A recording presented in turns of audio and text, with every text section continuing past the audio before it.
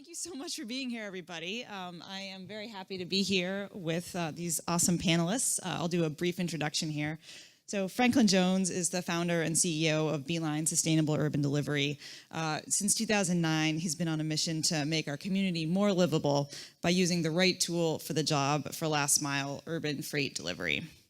Then we have Chris Tjersland. He manages New Seasons Market's partner label program and also oversees the Local Finds program, which seeks out and mentors small regional food companies and brings their products to New Seasons shelves. Finally, we have Peter Zandee.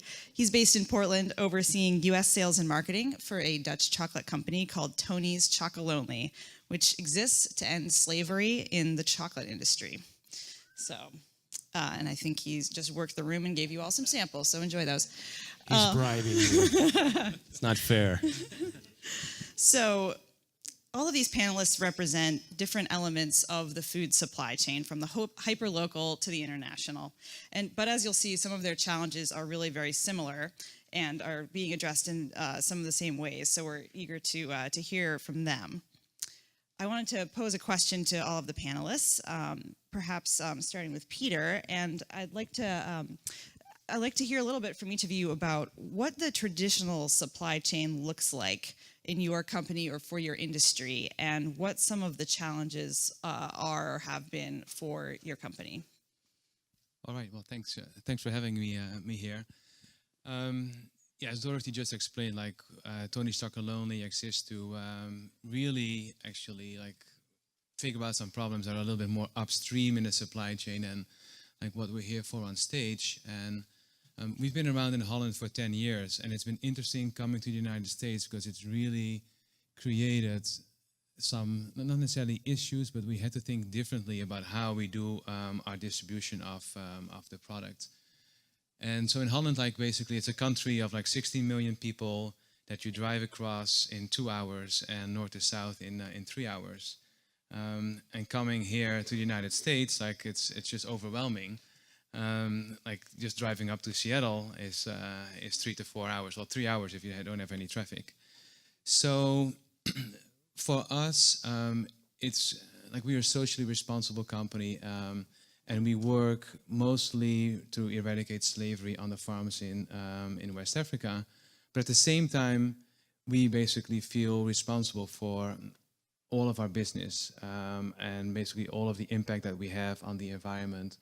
So we look at things like the case specs that we use to ship our product over. And it was normally, basically, it would be very common for producers in Europe to ship that product in outer cases that has an inner case in there. We looked at the impact of that and decided, okay, well, we're just going to build a slightly stronger inner case so we can just take off the outer case entirely. And then coming here to Portland, we were struggling a little bit with the fact, okay, well, how are we going to distribute our product? And that's how we ended up running into Beeline, a fellow B Corp. And it helps. In Holland, you ship most of your stuff directly to the retailer. So to a New Seasons, we would ship our product directly. Here we use distributors. In Holland, you don't necessarily ship directly to a small store. And for us, that means that a Beeline is a great advantage. Great. So Franklin, why don't you tell us a little bit about your perspective working with some of the regional food producers that have been clients of Beeline? Sure. I think it's been a really interesting journey over the past 7 years, because in looking at the traditional transportation system and the distributive network, what's out there is what we're very familiar with. It's everything from the large semi-trucks to the box trucks to the Sprinter vans, down to the Transit Connects, down to personal vehicles, and then occasionally down to a bicycle or a tricycle. Traditionally, the challenges that I see happening in the marketplace, and this is iterated by what my clients are telling me, is that you can move a lot of goods from a mainline distributor into a large retail location like a New Seasons or a Whole Foods or a Safeway. That's okay, take the big mainline distributor, fill it up with goods, go it from the central distribution house into the retail, go to the next retail and go home. But when you have to consider either spreading all that product out into multiple end users or multiple locations, that critical last mile of delivery, then you're working in kind of against the clock in terms of the time that you can actually get into the market and out of the market before you have too much time and traffic that kills all your margin. And so we were really looking at a way in which to alleviate that and shorten traffic time and travel time and continue to utilize a vehicle that had enough carrying capacity to really do the job of freight delivery, but also alleviate some of the bottlenecks we find. On the flip side of that, if you're a small vendor and you're doing direct delivery, then often means you're taking your small truck or van or individual vehicle and you're delivering it to multiple stores across a region. And that'll take, a day or maybe 2 days out of your critical business growth time just to do that point of delivery until you reach a point where you can go into a mainline distributor. And then, of course, you have the problem in reverse. Great. And maybe, Chris, perhaps you can expand on that perspective a little bit from your experience and tell us a little bit more about what we've been trying to do to address some of those challenges. Yeah, so as most of you know, New Seasons, as we started out, our big push was to try to support the local, community as much as possible. And a lot of that has, led to working with farmers and growers and ranchers and all that. Well, there's been a huge influx of great food that's come out of the Portland area, the Oregon area. And so what that's led us to is a lot of great local producers that now have products that we want to carry on our shelves. So a few years ago, we started a program called Local Finds, which brought was just a way for new local vendors to navigate the system of how to get products on our shelves. And it's been a great program. We've probably added close to 250 new local vendors to our shelves. But at the same time, we've kind of created an interesting situation, which is a lot of these vendors, when they start out, they self-distribute. So they're driving their cars from store to store with product in the trunk, and it could be anywhere from a case to 5 cases of product. And what we've created is a lot of local vendors kind of serpentining around the city of Portland on a weekly basis, making deliveries, which really isn't sustainable long term. Causes a lot of traffic, and I don't know about you, but I hate sitting in traffic. So, but it causes a lot of traffic. It causes a lot of congestion in our parking lots, which we're not known for having a lot of parking spaces. It also just puts more people in our back rooms. And to put it in perspective a little bit, the average, say, Fred Meyer Safeway store may take 50 to 60 vendor deliveries a day. Our stores take close to 80 vendor deliveries a day. And a lot of those are small local vendors that show up with just a few cases of product. And like anybody else, they have to wait their turn to be delivered. So through a meeting that I was at where I had a chance to meet Franklin, we had the conversation about what if we could create a way to consolidate those vendors into one location and do a more efficient delivery. So we started a pilot project with a handful of vendors and about 11 of our stores, and it's increased over time over the last, I guess it's been about 10 months. And it continues to grow. And do you want me to share numbers? Yeah, do you want to go in? I don't think the slides are loaded, unfortunately, but if you have some stats off the top of your head. Yeah, so we had a slide that Dorothy had put together, but in just the short time that we've had the project together, and I'll explain kind of how it works is, so right now, if you're a vendor and you're on the test project, your orders come from the stores just like they normally do. You invoice the stores like you normally do, and then you would drop your product at Beeline's warehouse.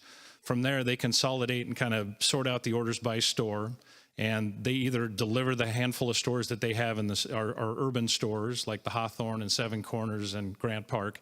And then they also make a delivery to our central kitchen, where we use our fleet of trucks, our bakery trucks, to deliver the suburban stores. And it's in just a short period of time, it's been a huge success. I think we've eliminated close to 700 local delivery appointments in just about a 10-month period of time. So, so much so that we've now made the decision to expand it to all 17 stores, actually effective this week. So we're pretty excited. That's awesome. Thank you so much, Chris. So this is, some of these deliveries are taking place in the large cargo trikes that Beeline that can haul up to 700 pounds, just if you're trying to visualize this scale of cargo trike. And it's all being consolidated in Beeline's warehouse in Inner Southeast. And Franklin, this has kind of been a little bit of a change in model for you in the last few months, moving from a sort of a small warehouse space to a much larger one. Tell us a little bit about why this investment and this move is important, and why this is kind of the future for Beeline. Yeah, I think it's quite interesting. Historically, just to give a little bit of background, with these kind of tricycle trucks or freight tricycles, we have lots of names for our toys. Historically, we basically really have focused on the last mile logistics, which means we've operated in a small location where trucks come to us, they cross dock to our dock in the morning, and then we spread things out. Occasionally, we will hold product in-house and deliver it into the marketplace, like we do for Tony's Chocolonely or for some other vendors. So we recently had the opportunity to partner with EcoTrust to move into the Red on Salmon Street campus, which is on the southeast side of Portland, and really start to kind of rethink urban consolidation and urban deliveries. And with the addition of a 15,000 square foot warehouse in the center of the city, we can now kind of be a place that not only is able to accept all of these various local find delivery points and be the first point of receiving for new season stores, but we can also go one step further and actually house those products in our warehouse as just a storage facility and not necessarily a mainline distributor. So that enables us to work with folks like Tony's, receiving product from Holland and taking it into either some of the smaller local stores or doing promotional work with them, but also be able to house a number of the local finds vendors in-house. So when that order comes in, we just pick, pull, and deliver. We can also do that for earlier up the supply chain in food. We can receive a lot of produce and beef and fish and pork and poultry and hold those for a lot of the smaller ranchers and farmers and fishermen, so that we can then help them enter the market as well. So having this central nexus of a consolidation center not only allows us to bring more value back to all the vendors, and additionally all the way back to the land and sea for, especially for those regional food products, but it also enables us to kind of give those vendors a little bit of growing room and space so that they can grow their businesses before they are really asked to go into the mainline distributors. Of course, the more product we hold, the more product we can deliver, and if we're delivering, we can replace traditional vehicles with our freight trucks. So if you see the numbers on the screen, we're well over 150,000 truck miles avoided at 115,000 or so trike miles. So there's a really strong efficiency there. And of course, it kind of leads down to a drastic reduction in CO2 within our urban core. So at scale, more space, more deliveries, more opportunities. Awesome. Thanks, Franklin. Something I love about all the panelists here is that we're all members of certified B Corps. And I'd love to hear from you all, how does being a B Corp tie into some of the ways you're thinking about solving these last mile challenges and other challenges in your company, and how does that align with your mission? Right, for us, we were a B Corp in Holland before we came to the United States, and actually here in the US, we incorporated our subsidiary as a B Corp here in Oregon. And in everything that we do, whenever I look for a partner, like my first choice is really like to go see if I can find somebody that can deliver the service that is a B Corp. I think, like when it comes to Beeline, like we are somewhat of a different type of product compared to like the most of the things that are being delivered through Beeline. I'm happy that we can partner together because I see the same issues that you see, and I have. For me, the options are either going to like a distributor, which we do for like our larger retailers. Actually, for new seasons, we do go through a larger distributor. But when it comes down to smaller retailers, like for example, like World Foods in the Pearl, then my options are either like sort of like delivering it myself, which is a very unsustainable way of going about it, or using UPS FedEx, which would probably be the most logical and time-efficient option when I look at it from my own point of view. But it just doesn't make any sense from like the additional packaging that it takes to deliver this product. There's certain costs involved that can be done cheaper if we consolidate it like through a service like Beeline. And then there's like a truck that basically sits outside of World Foods holding up traffic for the longest time, like often like the motor running. So yeah, we feel that this is like a good partnership. Thank you. Yes. Yeah, I think for us, the great thing about B Corp is it kind of it offers up a set of guidelines to help us, develop as a company a very sustainable business model. But I think what comes along with that is the ability to help our partners also be very sustainable. So I think a big piece of not just Green Wheels, but what's interesting about Green Wheels is the fact that it's helping smaller vendors be sustainable long term and really allocate their dollars into more important things like generating more sales, spending more time producing, developing new products, and not sitting in their cars driving around town delivering. And I think that's kind of the impetus of what a B Corp is helping other businesses succeed, and not just the partners we work with and whether they're B Corps or not, is just that whole philosophy that, we all succeed together. So I think it's a big part of, working with Beeline has been great because their business model just reflects exactly kind of how we approach things. I think it gets down to really two things for me: partnerships and where does value go. And I think you can tell by our conversations here, we're all good friends. So part of that partnership goes beyond just, how do we work individually within our business units, but actually how do we live our lives and how do we have fun doing it.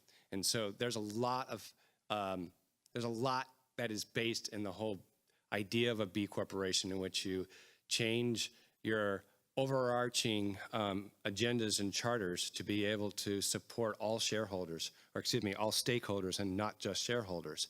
And in doing so, it allows us to kind of push value up and down a very broad supply chain, all the way to Holland, all the way further back to Holland to, the West African communities that are working to, end slavery within the chocolate trade.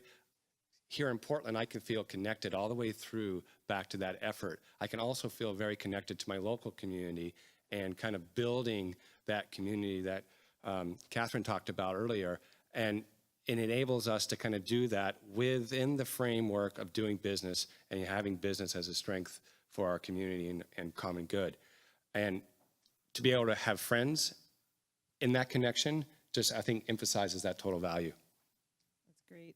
And Peter, we've spoken before we've talked about growth. What does that look like for Tony's here in the U.S.? And you had some really interesting thoughts on what growth looks like for Tony's here. And perhaps you could share a little bit about that. Sure, yeah, that's maybe not necessarily like referring to like the last mile as much, but when we came to the United States, we chose to start here in Portland because we felt that like Portlanders care about the quality of the food and care about how the food is made. Felt somewhat similar to Amsterdam in many respects, and we really tried to like start with new seasons and kind of keep it contained, because we wanted to see how it would resonate with people over here. Like our bars are a lot bigger than the average size bars that you see. Like we talk about slavery, which is a loaded word. Overall, we weren't sure how people were going to respond. Like new seasons put like a tremendous weight and effort behind this as well, and like we've been extremely grateful. So trying to like contain it helped us to like really go out and tell our story, and that's what our business is about. Like we are not necessarily about selling as much chocolate as we can. Selling chocolate helps us create awareness, and selling chocolate helps us fund our overarching mission, which is really to change the industry and make the entire industry slave-free. So looking at our growth prospects around the United States, it's important for us to grow, because by growing, we create more awareness. By growing, we put more pressure onto like the larger chocolate companies who we basically want to adopt our model. But at the same time, we have to be very careful that this is balanced growth, because at the end of the day, I can go out and sell a lot of chocolates, but I need to be able to like back it up by going into the stores, going into the communities, telling our story, because what it really comes down to is like if we tell our story, then people will get excited and share the story going forward. So, like you'll see us like in other places, but it's like we'll try carefully to manage our growth. Thanks very much, Peter. I think we've got about 5 minutes left. I wanted to throw out a final question for all of you.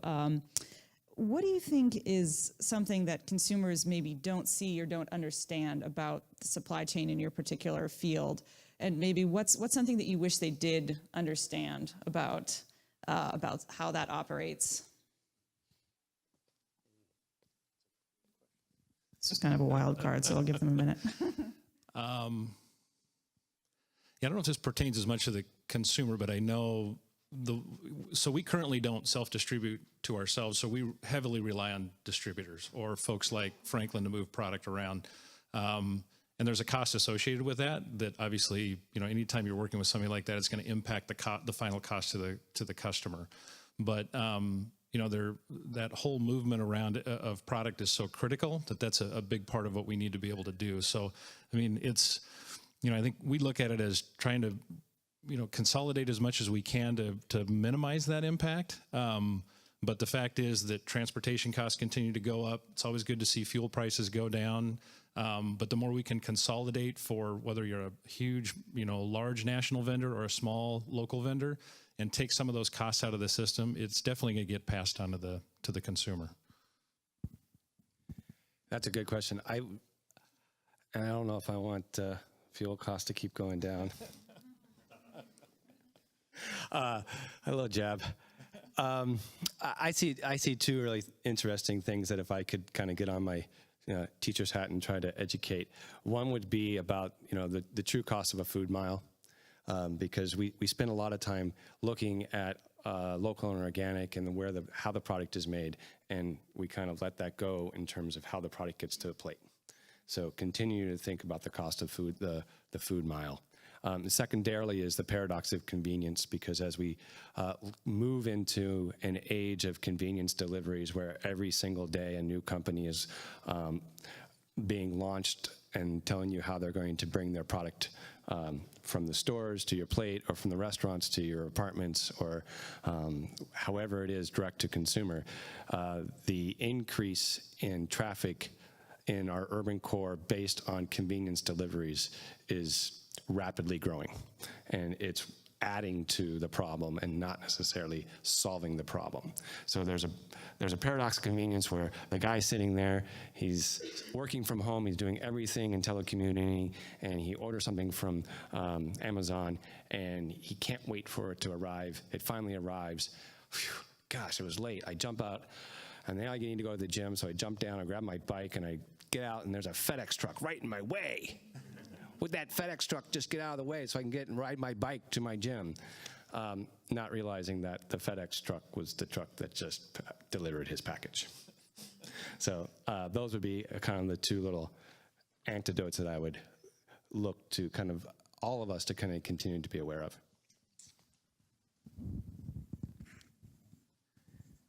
Yeah, thanks. I think, like when we talk about these problems, and whether it's the last mile, whether it's maybe food transportation in general or food production, these are very complex problems. And I think what often happens is that they're kind of like people or companies are trying to make that easy for others to understand, and thereby you lose a lot in the process. So I'm glad to be partnering with other B Corps, and I would think that like B Corp for me is not normally like a certification that like is necessarily something that like I want my consumers to know about, but we don't necessarily carry it on the label. But it's nice that there are like some trusted companies out there that I feel that are doing the right thing, and as consumers, it's good to be conscious, and it's good to be educated, and it's good to actually look a little bit further beyond the sort of like the simplistic issues as they are sometimes being presented by some of the larger companies. Fantastic. Thank you all. Are we want to wrap it up? Yeah. Yeah. Thank you so much.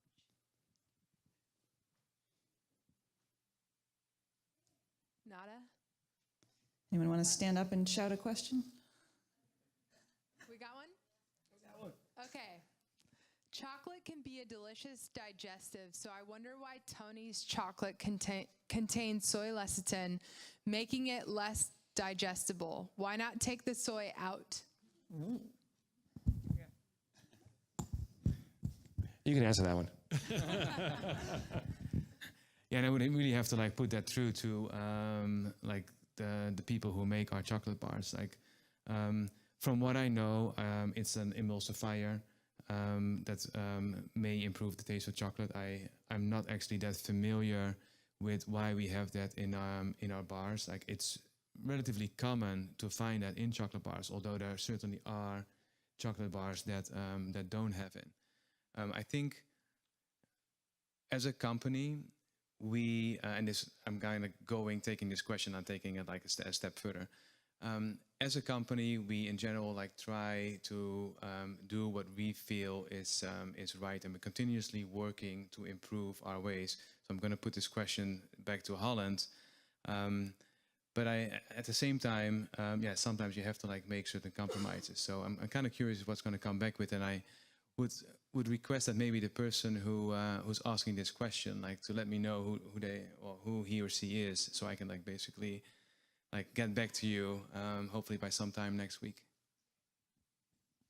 Great. And one more question. Discuss the which one is it? Yeah, discuss the future of drones in the last mile. Franklin's got a whole lineup of them. I think that drones are pretty cool. I mean, for those of you who saw the two girls talk about, the future of solving ugly fruit and how to get it delivered, and they had the, drone delivery. I thought that was pretty innovative. I've actually had some very interesting conversations with a past mayor of Portland about the deployment of drones through the trikes into pods throughout the city because of the distance that drones can go, and how do you do that? There's so many levels to consider, but as Food Mile is considered and as innovation is considered, why not? Let's pilot it. See what's going on. Of course he would say that. He's the man. He's such a visionary. I always say that about Franklin. Like, he has a vision bigger than anyone I know. I get so pumped up just hanging with him. Last night, I got to see him, and I was like, do you know how big your vision is? It's so huge, and it's so inspiring, as is this whole panel. So thank you all for coming. Thank you for being a part of this. It's so cool. That last mile makes a huge difference. So congratulations on your success and continued